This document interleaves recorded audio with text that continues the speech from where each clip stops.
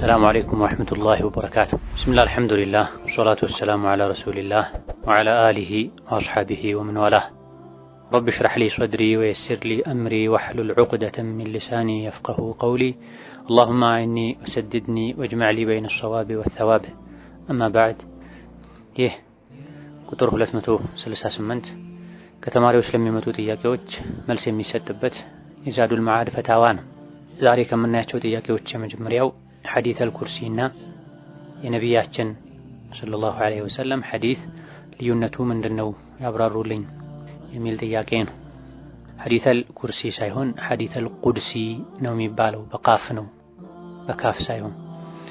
ሐዲስ አልቁድሲ ማለት ወደ አላህ ተባረከ ወተዓላ የሚጠጋ አልቁዱስ ከሚለው ከአላህ ስም ጋር ከአላህ ባህሪ ጋር የተያያዘ ነው። የተቀደሰው አላህ ተባረከ ወተዓላ የተናገረው ንግግር ማለት ነው። ነብዩ አለይሂ ሰላቱ ወሰላም ከአላህ ተባረከ ወተዓላ ያስተላለፉት ቃሉም መልእክቱም ከአላህ የሆነ ንግግር ማለት ነው። ሐዲስ አልቁድሲ ነብዩ አለይሂ ሰላቱ ወሰላም ቃል አላህ ብለው የሚያስተላልፉት ወይም ደግሞ ሱሐቦች አን ነቢይ አን ረቢሂ እያሉ የሚዘግቡት ማለት ነው። ሐዲስ ነበዊ ደግሞ ሲሆን ቃል አላህ ሳይባል ቃል ረሱሉላህ ተብሎ የሚተላለፍ ማለት ነው። ኢዘን ነብዩ ሰለላሁ ዐለይሂ ወሰለም አላህ እንዲህ ብለዋል ብለው የሚያስተላልፉት ሐዲስ አልቁድሲ ይባላል። አላህ ተባረከ ወተዓላ እንዲህ ብለዋል ወይም ሱሐቦች ከነብዩ እሳቸው ደግሞ ከአላህ ያሉ የሚያስተላልፉት ያልሆነው ሐዲስ አልሐዲስ ነበዊ ይባላል። ሁለቱም ዞሮ ዞሮ ከአላህ ወደ ነብዩ ተላልፈው የሚነገሩ መልእክቶች ናቸው። አልሐዲስ አልቁድሲ የሚባለው ቃሉን ቀጥታ ነብዩ ከአላህ ያስተላለፉት ሲሆን አልሐዲስ ነበዊ ማለት ደግሞ ከአላህ የተላለፈላቸው መልእክት እሳቸው ወደ ሱሐቦቻቸው በቃልም ይሁን በተግባር የሚያስተላልፉበትን የሚገልጽ ነው። ሌላኛው ጥያቄ አንዲት እህት በሐይዷ መዛባት ምክንያት ሶላት አትሰግድም። ሐይዷ በሚመጣበት ጊዜ በጣም ይቆይባታል። አንዳንዴ በ7 በ10 ቀኑ ይቆምና በቆመ በሶስተኛው ቀኑ ምናምን መልሶ ይመጣል። ከዛ 1 ወር 2 ወር ይቆይባታል። እንዲህም ቆይቶ ካቆመ በኋላ ሲመጣም ቆይቶ ነው የሚመጣው። ሐይድ ማየት ከጀመረች 3 ዓመት ቢሆናት ነው። እስካሁን በትክክል መጥቶ አያቅም። ከጅምሩም እንደተዛባ ነው ትላለች። ሶላት አትሰግድምና እንዴት ይታያል እንዴት ታደርግ የሚል ጥያቄ ነው። ይህ ትልቅ ስህተት ነው። ሐይድ ተዛባ ብሎ ሶላት ማቆም አይገባም። በጊዜው ፈጥኖ ሸሪዓ የሚያውቁ ሰዎችን ማማከር። እንደዚሁ ደግሞ የፈሰሰ በዚህ ልክ የፈሰሰ ያለው ደም የወር አበባ ደም ነው የበሽታ ደም ደሟስ በዚህ መልኩ እንዲዛባ ያደረገው ምን አይነት የጤና ችግር ገጥሟት ነው የሚለውን ለማወቅ ሐኪም ቤት መሄድ የሴት የማህፀን ሐኪሞችን ማማከር ይጠበቅባታል። ሴት ልጅ ከወሩ ቀናቶች ውስጥ የተወሰነውን የወር አበባ ደም ላይ ሆና የተወሰነውን ከወር አበባ ደም ንጹህ ሆና ማሳለፏ ተፈጥሯዊ ነገር። የወር አበባ ደም ላይ ስትሆን የምትከለከላቸው ነገሮች አሉ። ከወር አበባ ደም ስትጠራ የምታደርጋቸው ነገሮች አሉ። የግድ በወር ውስጥ ሁለቱም መኖራቸው የማይቀር ከቀረ ወይም ወሩ ሙሉ ደም ከፈሰሰ ወይም ወሩ ሙሉ የወር አበባ ደም ሳታይ ወሩ ከተጠናቀቀ ችግር የመኖሩ ምልክት ነውና የጤና ባለሙያ ማማከር መታከም ያስፈልጋል። የወር አበባ ደም ባላየችበት ወር ሙሉን መስገድ ግዴታዋ ነው። ሶላት ማቆም፣ ጾም ማቆም መሰል የሆኑ በሐይድ ምክንያት የሚከለከሉ ነገሮችን መታቀብ ግዴታ የሚሆነው የወር አበባ ደም ከፈሰሰ ነው ካለ ነው። የወር አበባ ደም ከሌለ መስገድ ግዴታ ነው። ደም ፈሰሰ የደሙ ሁኔታ መታየት አለበት። የወር አበባ ደም ነብዩ ሰለላሁ ዐለይሂ ወሰለም እንዳሉት ይታወቃል፣ ምልክቶች አሉት፣ ይሸታል፣ ጠቆር ያለ ነው ኢላ ገይሪ ዛሊክ። ሌሎችም 4-5 የሚደርሱ በሳይንስም በሸሪዓ የሚታወቁ የወር አበባ ደም ከሌላ አይነት ደም የሚለይባቸው ምልክቶች አሉ። እነዚህ ምልክቶችን በራሷ ካላወቀች ታላቅ እህቶቿን፣ አክስቶቿን፣ ጓደኞቿን ጠይቃ በመልክ በሽታ በስሜቱ መለየት አለባት። እህት አክስቶቿ እናቷ ምን ያክል ቀን ነው የወር አበባ ደም እነሱ ዘንድ የሚቆየው ከቤተሰቦቿ ጋር ተመሳሳይ ሁክም ሊኖራት ሊሰጣት ይችላል። ብዙ መለያ መንገዶች አሉ። ምንም አይነት ደም ከሌለ መስገድ ግዴታ ነው። ደም በሌለባቸው ቀኖች፣ ደም ካለ ደግሞ የደሙ ሁኔታ መታየት አለበት። የሚፈሰው ደም የወር አበባ ደም መሆኑ በተረጋገጠባቸው ቀናቶች አሰግድም። 5 ቀን ሊቆይ ይችላል፣ 7 ቀን ሊቆይ ይችላል፣ 15 ቀን ሊቆይ ይችላል፣ ከዛም በላይ ሊቆይ ይችላል ተብሏል። ምንም እንኳን አብዛኞቹ የፊቅህ ሊቃውንት ከ15 ቀን በላይ የወር አበባ ደም አይሆንም የበሽታ ነው የሚሆነው ቢሉም ወሩን ሙሉ አይቆይ እንጂ ከወሩ ቀናቶች ውስጥ የቆየውን ያክል ጊዜ ቢቆይም ወሩን ሙሉ እስካልፈሰሰ ድረስ የወር አበባ ደም ምልክቶች ካሉበት ከሶላት መታቀብ ነው። ከዛ በኋላ ከጠራሽ ከቆመ ታጥባ ትሰግዳለች። ካልቆመ ወሩን ሙሉ ከፈሰሰ የበሽታ ደም ነው ሊሆን የሚችለው። በምንም መልኩ እሷ የወር አበባ ደሟ የሚቆይባቸው ቀኖችን ማወቅ ካልቻለች የወር አበባ ደም ማየት ከጀመረችበት ጊዜ ጀምሮ ሶስቱን ዓመት ሙሉ ወጥ የሆነ ፔሪድ ቀን ከሌላትም በሽታና በመልክም በከለር መለየት ካልቻለች አብዛኞቹ ሴቶች በተለይ ቤተሰቦቿ የሆኑ የወር አበባ ደም ላይ የሚቆዩባቸው ቀናቶችን ከ6 እስከ 7 ቀን ወይም እስከ 8 ቀን የወር አበባ ደም ላይ ነኝ ብላ ከሶላት ታቅባ ከዛ ውጪ ባለው ቀን መስገድ ትችላለች። መቼ በሽታው በመልኩ መለየት ካልቻለች በሕክምናም ችግሩ መፈታት ካልቻለ አብዛኞቹ ሴቶች ከ6 እስከ 7 ቀን እስከ 8 ቀን የወር አበባ ደም ላይ እንደሚቆዩት እነዚህ ቀናቶች የወር አበባ ደም ናቸው፣ የወር አበባ ደም ይፈስባቸው ቀናቶች ናቸው ብላ ከሶላት ታቅባ ሌሎች ቀናቶችን ታጥባ መስገድ ትችላለች። የወር አበባ ደም ሲጀምራት የወሩ መጀመሪያ ላይ ከነበረ የጀመራት የወሩ መጀመሪያ ላይ መሃል ላይ ከሆነ መሃል ላይ መጨረሻም ላይ ከሆነ መጨረሻ ላይ እነዚህ 8 ቀኖችን ለይታ የወር አበባ ደም ቀናቶች ናቸው ብላ ከሶላትና ከሌሎችም ሐይድ ከሚከለክላቸው ነገሮች መታገብ፣ የወር አበባ ደም ይፈስባቸው ቀናቶች ናቸው የሚባሉ ቀኖች ሲጠናቀቁ አንዴ ገላዋን ታጥባ ከዛ በኋላ ብቻል ለዙህርና ለዐስር አንድ ጊዜ፣ ለመግሪብና ለኢሻ አንድ ጊዜ፣ ለፈጅር አንድ ጊዜ ብትታጠብ መልካም፣ ካልሆነ በቀን አንዴ ብትታጠብ መልካም። ግዴታ የሚሆነው የሐይድ ቀናት ናቸው የሚባሉት ቀኖች ሲጠናቀቁ መታጠብ ብቻ። ከዛ በኋላ ለእያንዳንዱ ሶላት ውዱእና እስትንጃ ማጠብ፣ ደም የነካው ሰውነት ልብስ ካለ ያን ማጠብ ብቻ ነው ይጠበቅባት። በዚህ መልኩ መስገድ አቅራቢያ የሚገኝ እውቀት ያለውን ሰው ችግሯን ቀርባ አሊያ ደግሞ ስልክ ደውላ አስረድታ መፍትሄ መፈለግ እንጂ በእንደዚህ አይነት ምክንያቶች ሶላትን መተው ፈጽሞ አይገባም። የደም መዛባት የገጠማቸው የተለያዩ ሴቶች ነበሩ በነቢይም ዘመን አለይሂ ሰላቱ ወሰላም። ነቢይን አማክረው መፍትሄ አግኝተዋል። አዎ በጊዜው እንደዛ ሆነው ሶላት መስገድ ማይችሉ መስሏቸው ሶላት እስከ መተው የደረሱ ነበሩ። ነገር ግን ይሄ ሶላት አይከለክልም፣ የወር አበባ ደም የሚታወቀው ሲመጣ ከሶላት ታቅቢ፣ ከዛ ውጪ የበሽታ ደም ነው የሚሆነው፣ ሶላትሽን ስገጂ ብለው ነቢ አለይሂ ሰላቱ ወሰላም መክረዋል። ያ ምክር ለሁሉም ነው። ሌላኛው ጥያቄ አንዳንድ ሰዎች ጠላት አሉብኝና በሲህር ሊያጠቁኝ ይችላሉ በማለት አንዳንድ የሚያጠራጥራቸውን ነገር በሚያዩበት ጊዜ ያከሽፈዋል በሚል ውሃ ይደፉበታል። ይህ እንዴት ነው? እውነት ያከሽፋል የሚል ጥያቄ። በዚህ ልክ የተጠራጠሩ የፈሩ መኖር አግባብ አይደለም። የጧትና ማታን ዚክር የጧትና ማታ ዚክርን በአግባቡ ማለት በአላህ መመካት፣ ቁርአንን መቅራት፣ በተለይ ሱረቱል በቀራን፣ ሱረቱን ናስ፣ ሱረቱል ፈለቅን መቅራት ማብዛት፣ ቁርአን ቀርቶ የቁርአን የተቀራበትን ውሃ መጠጣት፣ ቁርአን በተቀራበት ውሃ ገላን መታጠብ ይቻላል። አማ እንዲሁ በተጠራጠሩ ቁጥር ኖርማል ውሃ ዝም ብሎ ማፍሰስ ሲህር ያከሽፋል የሚል ማስረጃ የለም። ውሃ በራሱ ባዶውን ሲህር ያከሽፍ፣ የተቀራበት ከሆነ በአላህ ፈቃድ ያከሽፋል። የቁርአኑ ኃይል ተፈተፈ ተብሎ ወደ ውሃው ተሸጋግሮ ሌሎች መስፈርቶች ከተሟሉ ሊያከሽፍ ይችላል። ነገር ግን በጥርጣሬ ብቻ ጠላት ስላለብኝ ያሉ ሁሌ ውሃ ማፍሰስ ተውሂድን ተወኩልን ያደክማል። የሚቀሩት ቁርአን የሚያደርጉት የጧትና ማታ ዚክር ሁሉንም አይነት ችግር ነው የሚከላከለው። ሸሪዓ ያስቀመጠውን የችግር መከላከያ የችግር መቅረፊያ ትቶ በግምት በዘልማድ ራስን ለመጠበቅ መሞከር የበለጠ ለጥቃት ያጋልጣል።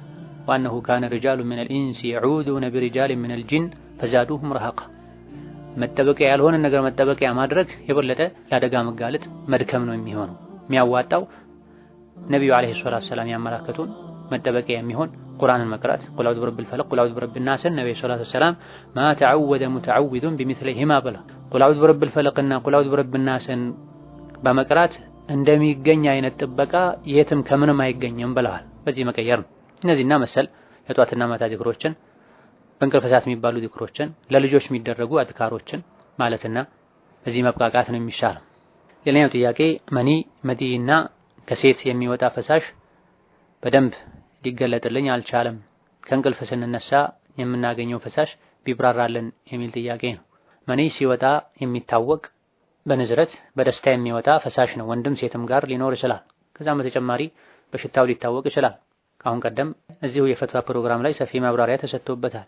መዲይ ደግሞ ጾታዊ ፍላጎት ስሜት ሲቀሰቀስ ስለ ተቃራኒ ጾታ በማሰብ ወይም ስሜት የሚቀሰቅስን ነገር በማድረግ ስሜት በረድ ሲል ሊወጣ የሚችል ሲወጣ ማይታወቅ ስሜት የሌለው ሽታም የሌለው ወደ ውሃነት የሚያደላ የፈሳሽ አይነት ነው። ይሄም ወንድም ሴትም ጋር ሊከሰት ይችላል። ከሴት የሚወጣ ፈሳሽን በተመለከተ ከሴት ሊወጡ የሚችሉ የተለያዩ አይነት ፈሳሾች አሉ። ከስሜት ጋር የተያያዙት ከሆኑ ወንድም ሴትም ዘንድ ተመሳሳይ ነው ሁክሙ። መኒ ገላን መታጠብ ግዴታ ያደርጋል፣ አይነጅስም አለ ራጂህ። መዲይ ገላን መታጠብ ግዴታ አያደርግም፣ ውዱእ ያፈርሳል፣ ይነጅሳል። ወንድም ሴትም ጋር ሁክሙ ተመሳሳይ ነው። ከሴት የሚወጣ ፈሳሽን በተመለከተ እንዲሁ የሴት ማህፀን ላይ የሚገኝ ፈሳሽ ከሆነ አይነጅስም። ነገር ግን ማንኛውም ከሁለት የሽንት መውጫ መንገዶች የሚወጣ ነገር ውዱእ ያፈርሳል ስለተባለ ከማህፀን አልፎ የሚወጣ ማንኛውም ፈሳሽ ውዱእ ያፈርሳል። የሚነጅሰው መዲይ ሲሆን ነው። ጾታዊ ንክኪ ሲኖር ስሜት የሚቀሰቅሱ ነገሮች ኖረው ከዛ ስሜት ሲበርድ ሊወጣ የሚችለው መዲይ የሚባለው ውዱእ ያፈርሳል፣ ይነጅሳል። እንደዚሁ ተፈጥሯዊ የሆነ ሴት ማህፀን አካባቢ ላይ ሊገኝ የሚችል ፈሳሽ አልፎ ወደ ውጭ ከወጣ ውዱእ ያፈርሳል። ማህፀን አካባቢ ላይ የሚኖር ሩጡባ እርጥበት ብቻ ወደ ውጭ እስካልወጣ ድረስ በዚህ ውዱእ አይፈርስም። እንቅልፍ ላይ የሚወጣ ፈሳሽ በስሜት በንዝረት ከሆነ በህልም ግንኙነት ያደረጉ መስሎ ከወጣ ትጥበት ግዴታ ይሆናል። እንደዚህ የሚያስታውሱት ነገር ከሌለ ምናልባት ከመተኛት በፊት ስሜት የሚቀሰቅስ ነገር ተደርጎ ከስሜት መብረድ በኋላ የሚወጣ መዲይ ነው ተብሎ ከተገመተ በሽታም በሌሎችም መንገዶች ተጣርቶ መኒ መሆኑ ካልተረጋገጠ ትጥበት ግዴታ አይሆንም። የነካውን ሰውነት ማጠብ ብቻ ነው ግዴታ የሚሆነው። ሌላኛው ጥያቄ ዝምድና መቀጠል ያለብን እስከምን ድረስ ነው? ምሳሌ እስከ አጎት ወይስ የወላጅ አጎት ወይስ እስከ ማን ቢያብራሩልኝ የሚል ጥያቄ ነው። ዝምድናን መቀጠል በጥቅሉ ዋጅብና ግዴታ ነው። አላህ ተባረከ ወተዓላ ዝምድና እንዲቀጠል አዘዋል። ነብዩ ሰለላሁ ዐለይሂ ወሰለም ዝምድናችሁን ቀጥሉ በሰላም ጀነት ትገባላችሁ ብለዋል። ዝምድና መቁረጥን ቁርአን ሐዲስ አስጠንቅቋል። ዘመድ ማለት ማንኛውም የስጋ ዝምድና ያለው ሰው ማለት ነው። ደረጃው ይበላለጣል። በአንደኛ ደረጃ አባት እናት ናቸው፣ አያቶች ናቸው። ወንድምና እህቶችም እህቶች ይቀደማሉ። በአባት በእናት በኩል ያሉ አጎት፣ አክስቶች እንደዚሁ ደግሞ የአባትም የእናትም አጎትና አክስቶች እዚህ ውስጥ ይካተታሉ። የዝምድና ደረጃቸው በስጋ ዝምድና ደረጃቸው መሰረት ነው። ዝምድና ሲቆጠር አንደኛ፣ ሁለተኛ፣ ሶስተኛ ተብሎ በሚቀመጠው ቅደም ተከተል መሰረት የዝምድና ሐቃቸውም እንደዛው ነው። ነብዩ ሰለላሁ ዐለይሂ ወሰለም የበለጠ በጎ እንደሆነለት እንድንከባከበው የሚገባ ማን ነው ተብሎ ሲጠየቁ እናትህ ናት፣ ከዛስ እናትህ፣ ከዛስ እናትህ ብለው በአራተኛ ደረጃ አባትህ ብለዋል። ከዛ በኋላ ثم الأقرب فالأقرب ብለዋል። ከዛም ቀረብ ያለው ቀጥሎ ቀረብ ያለው ብለዋል። ከዛ ከአባት ቀጥሎ ቀረብ ያለው ከዛም ቀጥሎ ቀረብ ያለው ብለዋል። አባት፣ እናት፣ አያቶች፣ እህቶች፣ ወንድሞች፣ የወንድምና የእህት ልጆች፣ የአባትና የእናት እህቶች፣ ቀጥታ አጎቶች፣ አጎትና አክስቶች፣ ቀጥታ አጎትና አክስቶች፣ የአባትና እናት አክስቶቻቸው፣ አጎቶቻቸው፣ የአጎትና የአክስት ልጆች፣ የአባትና እናት አክስትና አጎት ልጆችም ጭምር በየደረጃቸው የዝምድና ሐቅ ይኖራቸዋል። ከዚህ ውስጥ አጅነቢ ማይሆኑ አሉ። ሸሪዓው በሚፈቅደው ልክ ከነሱ ጋር መዘያየር፣ መታየት፣ መቀራረብ ይቻላል። ዘመድም ሆነው ነገር ግን አጅነቢ የሚሆኑ አሉ። ያጎት ልጅ፣ ያክስት ልጅ፣ የአባት እናትም ያጎት ያክስት ልጆች አጅነቢዎች ናቸው። ነገር ግን ሸሪዓውን በጠበቀ መሰረት መጠየቅ፣ ዝምድናን መቀጠል ግዴታ ይሆናል። የግዴታነቱ ደረጃ በስጋ ዝምድናው ቅርበትና ርቀት የሚለካና የሚመዘን ይሆናል። የአክስትና የአጎት ልጆች የዝምድና ሐቃቸው እንደ አጎትና አክስት ራሳቸው አይሆንም። የወንድምና የእህት ልጆች እንደ ወንድምና እህት ራሳቸው አይሆንም። የዝምድና መቀጠል ግዴታነቱ ደረጃ ዝምድናን የመቁረጡ ወንጀል መዘዝም የአባት እናትን ዝምድና መቁረጥ የወንድም የእህትን እንደ መቁረጥ አይደለም። የወንድምና የእህትን ዝምድና መቁረጥ የአጎቶችን ዝምድና እንደ መቁረጥ ወይም እንደ ማጉደል አይደለም። ወአጢ ኩለ ዚ ሐቅን ሐቀሁ ተብሏል። ለሁሉም ባለ ሐቅ ሐቁን ስጠው ተብሎና በየደረጃው ያሉ ዘመዶች በዝምድናቸው ቀረቤታ ልክ መልካም ሊኮንላቸው ዝምድና ሊቀጠል ይገባል። ሌላኛው ጥያቄ አባቱ ስም የማይታወቅ ከማሳደጊያ ወስደው የሚያሳድጉትን ልጅ በራስ ስም ማስጠራት ይቻላል? ካልተቻለስ ምን ተብሎ ነው ልጁ መጠራት ያለበት? ያልወለዱትን ሰው በራስ ስም መጥራት በፍጹም አይቻልም። በምንም ምክንያት አባት ወዳልሆነ ሰው ራስን ማስጠጋትን፣ አባት ወላጅ ባልሆነ ሰው ስም መጠራትን ነብዩ አለይሂ ሰላቱ ወሰላም ከልክለው ሳለ የተለያዩ ሰዋዊ ምክንያቶችን በማስቀመጥ ያልወለዱትን ሰው በስም መጥራት አይቻልም። እንደዚሁ ከአንድ ቤተሰብ ያልተወለደ ሰው እኔ የነሱ ቤተሰብ ነኝ ብሎ በእነሱ እንዲጠሩ ማድረግ አይገባም። መፍትሄው ምንድነው? እገሌ የአብዱላህ ልጅ ማለት ነው። አሊያ ደግሞ እናቱ የምትታወቅ ከሆነ በእናቱ አባት እንዲጠራ ማድረግ ይቻላል። ሌላኛው ጥያቄ እኛ አካባቢ ያለው መስጂድ ሁልጊዜ ሱብሒ ሶላት ላይ ቁኑት ያደርጋሉ እና ይሄ ደግሞ በሱና ያልተገኘ ነው። ምን ባደርግ ይሻላል? አሚን ብል ወይ ዝም ብዬ ብቆም የሚል ጥያቄ ነው። ነብዩ ሰለላሁ ዐለይሂ ወሰለም ለአንድ ወር ቁኑት አድርገው ከዛ በኋላ እንደተዉ ነው የሐዲስ ማስረጃዎች የሚያመላክቱት። ጊዜያዊ አደጋ ችግር ሲኖር ያ ችግር እስኪቀረፍ ድረስ ቁኑትና ዚላ ለሚደረግላቸው ነገሮች ቁኑት ይደረጋል። ወቅታዊ ችግር ሲኖር በተለይ ሙስሊሞች መሪ የሙስሊሞችን ጉዳይ የሚመሩ ተቋማት ቁኑት ይደረግ ብለው ካዘዙ ይበቃል እስኪባል ወይም ችግሩ እስኪቀረፍ ድረስ ጦርነትና መሰል ነገር ሲኖር ለጊዜያዊ ክስተቶች ችግሮች ቁኑት ይደረጋል። በቋሚነት ግን ፈጅር ላይ ሁሌም ቁኑት ማድረግ ሱና አይደለም። ይቻላል ይደረጋል ብለዋል እና ኢማሙ ሻፊዒ ሌሎችም ይቻላል ብሎ የሚለውን መዝሀብ ተከትሎ አንድ ሰው ቢያደርግ ከሱ ኋላ መስገድ ችግር የለውም ይቻላል። ነገር ግን ሙኻለፋ እንዳይኖር ከኢማም ጋር አብሮ መሄድ አንዱ የኢማምና ማእሙምነት መስፈርት ነውና በአካባቢው በአቅራቢያ ቁኑት ማያደርግ መስጂድ ካለ ከሁለቱም ቅርብ ከሆነ ያሉት ቁኑት ማያደርገው ላይ መስገዱ በላጭ ነው። ሌላ አማራጭ ከሌለ ወይም በጣም ሩቅ ከሆነ ቁኑት ከሚያደርግ ኢማም ኋላ ቢሰገድ ችግር የለው። አብሮ አሚን ማለት እንደሚቻል ከኢማም አህመድ ከሌሎችም ተነግሯል።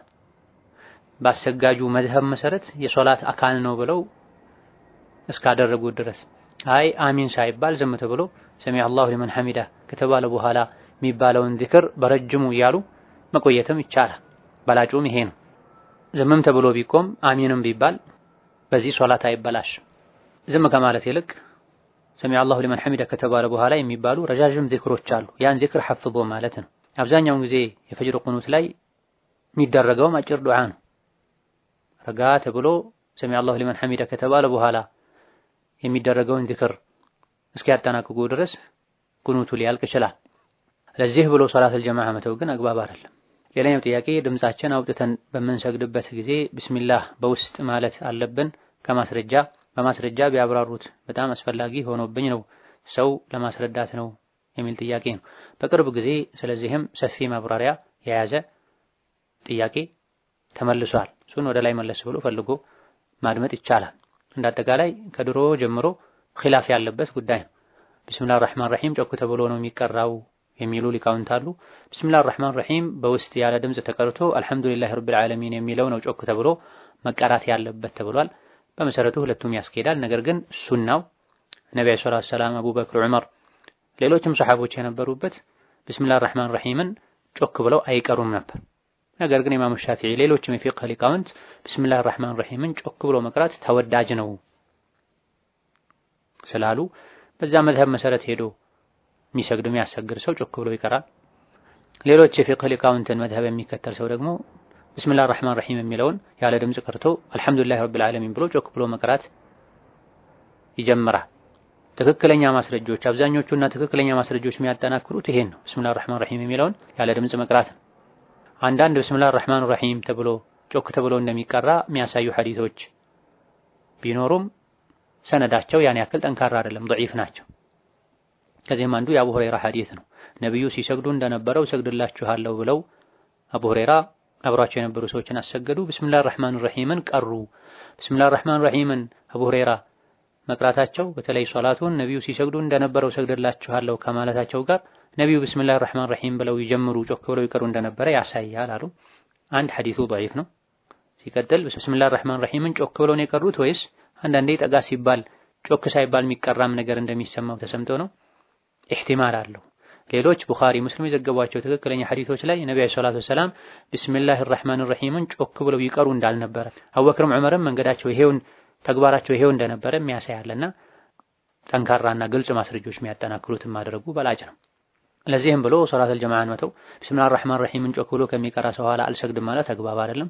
በተቃራኒው ደግሞ ቢስሚላሂር ረህማኒር ረሂምን ጮክ ብሎ ማይቀራ አልሐምዱሊላህ ብሎ የሚቀራ ዋሃቢ ከሱ ኋላ አልሰግድም አይባልም፣ ጅህልና ነው። ዋሃቢ የሚለው ስያሜ ትናንት የመጣ ነው። ከጥንት ከጠዋት ጀምሮ ቢስሚላሂር ረህማኒር ረሂምን ጮክ ተብሎ አለመቅራት ከነብዩ ሐዲስ ከሱሐቦች ከታቢዒዎች ጀምሮ የሚታወቅ ነው። በሁለቱም በኩል ስሜታዊ የሚሆኑ ሰዎች የራሳቸውን ዲን ነው የሚጎዱት። ዲን ከስሜት ነፃ መሆን ዒልም ባነሰ ቁጥር ነው። የሰው ልጅ ዒልሙ ባነሰ ቁጥር ለማውገዝ ማስረጃ ያለውን ነገር ለመተቸት ዑለሞች ሁሉም ያስኬዳል ያሉትን ነገር በሩን ለመዝጋት መሽቀዳደም ይኖራል። ዒልም በበዛ ቁጥር በእውቀት በበሰሉ ቁጥር ደግሞ ኺላፍ የሚያስተናግዱ ነገሮች ላይ ነገሮችን በልክ መያዝ ይቻላል። ሌላኛው ጥያቄ በኦንላይን ዙም የምማረው ትምህርት ነበረ። ትምህርቱን የምንማር ልጆች የራሳችን ግሩፕ አለን ለመተጋገዝ የከፈት ነው። እኔ ከነሱ የተሻልኩ እንደሆንኩኝ በማሰብ ደግሞ አንዳንድ የግሩፓችን ተማሪዎች ያልገባቸውን ነገር በኦንላይን እንዳግዛቸው ይጠይቁኛል። ወንዶቹን የቻልኩትን ዙም አፕ ላይ በግል እየተገናኘን በድምጽ ያወራን አስረዳቸዋለሁ። እንዳስረዳቸውና እንዳግዛቸው ለሚጽፉልኝና ለሚደውሉልኝ ሴቶችስ በዚሁ መንገድ በግል ማገዝ ይፈቀድልኛል የሚል ጥያቄ ነው። በመሰረቱ ወንድና ሴት በሁሉም ነገር መራራቃቸው አለመቀራረባቸው በላጭ ነው። የፊትናን በር መዝጋት አስፈላጊ ስለሆነ ሴቶችን ዕቃ ስትጠይቋቸው ከመጋረጃ በስተጀርባ ጠይቋቸው። ሴቶች ስትነጋገሩ አትለሳለሱ። ስትራመዱ የእርምጃችሁ ድምፅ አይሰማም። ሴት ልጅ ለብቻው አትሳፈር፣ ከወንድ ጋር ተገልላ አትቀመጥ ወዘተ የሚሉ ህግና መመሪያዎች እነዚህ ነገሮችን አለማክበር ወደ ሐራም ስለሚወስድ ነው። ወንድና ሴትም ንግግር ማብዛታቸው ወደ ሐራም ሊወስድ ይችላል። ወንድ ልጅ በሴት ድምፅ እንዲፈተን ሊያደርግ የሸይጣንን በር ሊከፍት ወደ አላስፈላጊ ደረጃ ሊያደርስ ይችላል። ከዚህ አንፃር መራቅ መጠንቀቁ በላጭ ነው።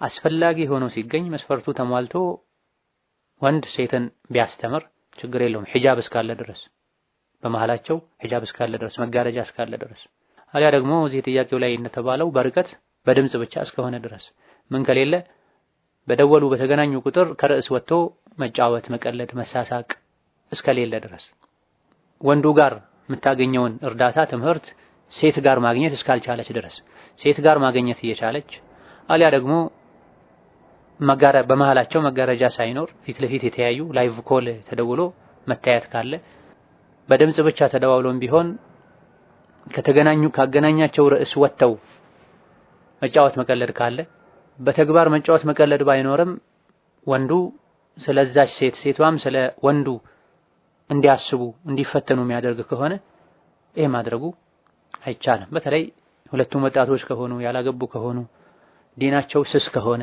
የዲን ጥንካሬ ከሌላቸው ሰውን እረዳለሁ ብሎ የራስን ዲን ጸባይ ለአደጋ ማጋለጥ ስለሚሆን ከእንዲህ አይነቱ ነገር መታቀቡ መልካም ነው። ብዙ ሴት አስጠኞችን እርዳታ የሚያደርጉ ሰዎችን ማግኘት ይቻላል። ሌላኛው ጥያቄ አንዲት የጓደኛ እህት ውጪ ሀገር ትኖር ነበረ እና ገንዘብ ስታስቀምጥ ከወለድ ጋር ነበረ ወደ ሀገር ስትመለስ ወንድሟ ስራ አብረው ለመስራት ብሩን እስከነወለዱ አውጥተው ስራ ጀመሩ። ስለወለዱ እሱም አያውቁም። በመሃል ከኔ ጋር ተጋባን። ከሁለት ዓመት በኋላ ከኔ ጋር ከተጋባን ከ100 ሺህ ብር 85 ሺህ ብር ተሰጣት። እኔ ከቆየሁ በኋላ ሳጣራ ብሩ ከወለድ ጋር እንደወጣ አወቅኩኝ። ብሩ ጠፍቶ አልቋል። ምንድነው ማድረግ ያለብኝ? ወንጀለኛስ እሆናለሁን? የሚል ጥያቄ ነው። በወለድ መቀመጡን ገንዘቡ ሲወጣም እስከነ ወለዱ መውጣቱን እስካላወቁና ሆን ተብሎ እስካልተደረገ ድረስ ባለፈው በዚህ ወንጀለኛ አይኮንም። መጀመሪያ ግን መጠንቀቅ መምረጥ ያስፈልግ ነበር። የሆነ ሆኖ ግን አሁን ከገንዘቡ ካስቀመጡት ገንዘብ ጋር አብሮ የወጣውን የወለድ መጠን አስልቶ አውቆ ከዛ ገንዘብ ራስን ለማጥራት በሚል ንያ በጣም ለተቸገረ ሰው መስጠት ግዴታ ይሆናል። አሁን እጅ ላይ ገንዘብ ከሌለ ገንዘቡ ከጠፋ ካለቀ በሐራም ወደ ኪስ ወደ ሆድ የገባውን የወለድ ገንዘብ መጠን ሂሳብ ሰርቶ አስቀምጦ ሳገኝ እሰጣለሁ ብሎ መወሰን፣ ጌታዬ ሆይ ሳላውቅ ነው ያጠፋሁት ማረኝ ይቅር በለኝ ማለት ይገባል። ሌላኛው ጥያቄ ከዚህ በፊት በመሰራበት መስሪያ ቤት የሕክምና በግል ሆስፒታል ታክመን ወጪ ይሸፈንልን ነበረ። አሁን ግን ጤና መድህን ተመዝግባችሁ በዛ በኩል ታከሙ አሉን። በዛ በኩል ከሆነ ብቻ ነው ወጪ የሚሸፈነው። ለጤና መድህን መመዝገብ ይቻላል? አሰራሩ እስላማዊ የሆነ የሸሪዓን መርህ መሰረት ባደረገ መልኩ የተመሰረተ መድህን ካልሆነ በስተቀር የጤናም ይሁን ሌላ መድህን መመዝገብ በሸሪዓው የተከለከለ ነው። የሰው ሐቅ መብላት ስላለበት ቁማር ስለሆነ ሰዎች ቁማር ብለው ባይገቡበትም ብዙ ነገሩ ከቁማር ጋር የሚመሳሰል ነው። በማግኘት በማጣት በመጠቀም ባለመጠቀም ላይ የተመሰረተ ነው።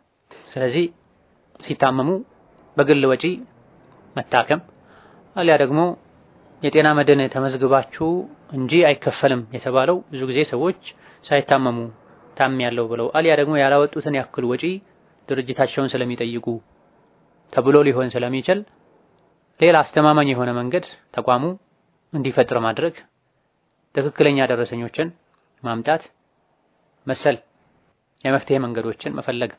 በመስሪያ ቤቱ ወጪ ለመታከም ከራስ ወጪ ላለማውጣት ተብሎ በዲን የተከለከለ ድርጊትን መፈጸም አይገባም።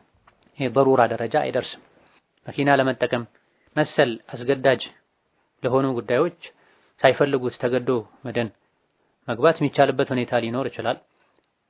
የዚህ ወንጀል ያስገደደው አካል ላይ ይሆናል። ለመታከም ግን ብዙ አማራጮች ስላሉ መገደድ ውስጥ አይገባምና ከዚህ መታቀብ ነው ግዴታ የሚሆን። ሌላኛው ጥያቄ ሴት ልጅ ሐይድ ላይ ሆና ከባለቤቷ ጋር በስሜት ስትነካካ የሷም የዘር ፈሳሽ የወጣ ከመሰላት መታጠብ ያለባት ወዲያው ነው ወይስ ከሐይድ ስትጠራ ነው የሚል ጥያቄ ነው። ወዲያው መታጠቡ በላጭ ነው።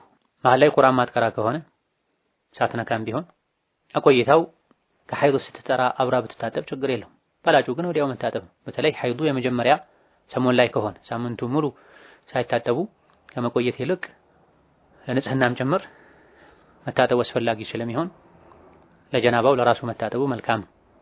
ሌላኛው ጥያቄ በኢትዮጵያ ዩኒቨርሲቲ ገብቶ ህግ መማርና ጠበቃ ወይም የህግ አማካሪ ሆኖ መስራት ይቻላል የሚል ጥያቄ። ከሸሪዓ ውጪ በሆነ ህግ መተዳደር ወደዛ መፋረድ ይቻላል ተብሎ ከሆነ የሚማሩት ይሄ ኩፍር ነው። ከሸሪዓ ውጪ ባለ በሰው ሰራሽ በምድራዊ ህግ መተዳደር ኩፍር ነው፣ አይቻልም። ስገደድ ሐቄን ለማግኘት መፍትሄን ለማስከበር ግፍን ከራሴ ከወገኖቼ ለመከላከል ከዲን ጋር በማይጣረስ መልኩ እጠቀመው ዘንድ ወይም ደግሞ ባለሁበት ሀገር የሚፈቀዱና የሚከለከሉ ነገሮችን ለማወቅ እማራለሁ ቢል አንድ ሰው አይከለከልም። ነገር ግን ሸሪዓን፣ ሐላል ሐራምን፣ አቂዳን በደንብ የሚያውቅ ሰው መሆን አለበት፣ ሁለቱ እንዳይቀላቀልበት። በሚቻለውም በማይቻለውም ከዲን ጋር በሚጋጨውም በማይጋጨውም እንደ ወረደ ተቀብሎ ሊሰሩበት ሊከራከሩበት ተብሎ ከሆነ አይቻልም። ነገር ግን ከዲን ጋር ማይጋጨውን ለራሴ የምጠቀማለሁ፣ ለሰው የምከራከርበታለሁ፣ ከዲን ጋር የሚጋጨውን እተዋለሁ፣ ተምሬ ደግሞ የእስላምን ሙሉነት በንጽጽር ይበልጥ አውቅበታለሁ ተብሎ ከሆነ ዲኑን ጠንቅቆ ለሚያውቅ ሰው ይፈቀዳል። ዲኑን ለማያውቅ ሰው አይፈቀድም። እንደዚሁ መልካም ዓላማ ላይ የሌለው ሰው አይፈቀድም። ዲኑን በደንብ አውቆ ለራሱም በአገሩ ህግ መሰረት ከዲን ጋር ማይጋጨውን ሊጠቀምበት፣ እንደዚሁ ደግሞ ለኡመቱ ለወገኖቹ ግፍን ሊከላከልበት ነይቶ የሚማር ሰው ከመቻለም አልፎ የተወደደ የሚደገፍም ይሆናል። በተለይ ባለንበት እስላምን ሙስሊሞችን ለማጥቃት ለመጉዳት የሚረባረቡ ሰዎች በበዙበት ዘመን ህጉን በሚገባ አውቀው በህጉ መሰረት የሚፈቀዱ ነገሮችን ለማስከበር ማይገቡ ነገሮችን ከህጉም ወጥቶ ኡማ ላይ ዲን ላይ ለመጫን ኡማውን ለማጨናነቅ የሚጥሩ ሰዎችን ለመከላከል እንደ መሳሪያ መጠቀሙን ስለሚያስፈልግ አቅሙ ያለው በዚህ ንያ መማሩ የተፈቀደ ይሆናል። ሌላኛው ጥያቄ በማታ ጥፍር መቁረጥ እንዴት ይታያል? ሰዎች በማታ ጥፍር መቁረጥ ድህነት ያመጣል ሲሉ ሰምቼ ነው የሚል ጥያቄ። ተሰምቶ ነው ጆሮ ክፍት ስለሆነ ብዙ ነገር ሰው ጆሮውን ክፍት እስካደረገ ድረስ ብዙ ነገር ይሰማል። ይሄ ምንም ማስረጃ የሌለው ተራ ወሬ ነው። ነብዩ አለይሂ ሰላቱ ወሰላም ስለ ጥፍር መቁረጥ መመሪያዎችን አስቀምጠዋል። በሌሊት አትቁረጡ፣ በእንዲህ አይነት ቀን አትቁረጡ ግን አላሉም አለይሂ ሰላቱ ወሰላም። ስለዚህ በማንኛውም ቀን በማንኛውም ሰዓት አስፈላጊ ሆኖ ሲገኝ መቁረጥ ይቻላል። ባይሆን የፊቅህ ሊቃውንት ጁምዓ ቀን ገላ መታጠብ ለጁምዓ መዋብ ስለሚወደድ ጁምዓ ቀን ላይ ጥፍር ካደገ መቁረጥ ለጁምዓ ንጽህናን ከመጠበቅ ለጁምዓ ከመዋብ ይቆጠራል በማለት ጁምዓ ቀን መቁረጡ በላጭ ነው ብለዋል። ከዛ በተረፈ የተኛውም ቀን መቁረጥ በየትኛውም ሰዓት መቁረጥ ምንም ችግር የለውም። ስንትና ስንት ልናውቃቸው ልንተገብራቸው የሚገቡ ነገሮች ያሉ በቁርአን በሐዲስ የተነገሩ ማናውቃቸው ነገሮች ያሉ እንደዚህ አይነቱን መሰረት የሌለው በማታ ጥፍር አይቆረጥም፣ በማታ ቤት አይጠረግም ወዘተ የሚሉ ወሬዎችን ትኩረት ሰጥቶ መስማትና ማስተጋባት አግባብ አይደለም። ሀደ ወላሁ ተዓላ አዕለም። ለዛሬ በዚህ እናበቃለን። ወቢላሂ ተውፊቅ። ወሰላሙ አለይኩም ወረሕመቱላሂ ወበረካቱ።